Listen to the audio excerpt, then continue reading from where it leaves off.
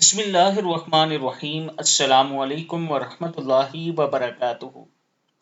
جسم میں اگر تکلیف محسوس ہوتی ہو، یعنی اگر آپ کے جسم میں کسی جگہ آپ کو درد محسوس ہوتا ہو، آپ کو درد ہو، تکلیف ہو، تو یہ دعا پڑھ کے دم کیا کریں، اللہ تعالیٰ کا خاص کرم ہوگا۔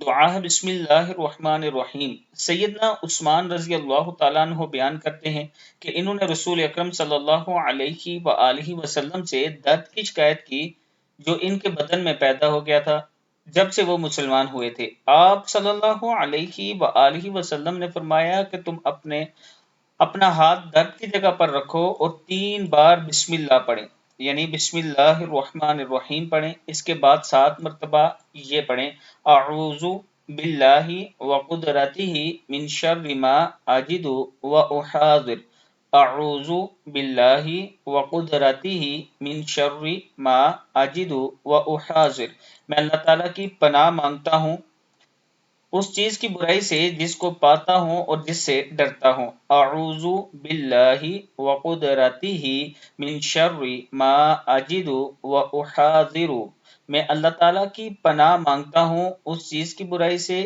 جس کو پاتا ہوں اور جس سے ڈرتا ہوں۔ صدق اللہ العظیم۔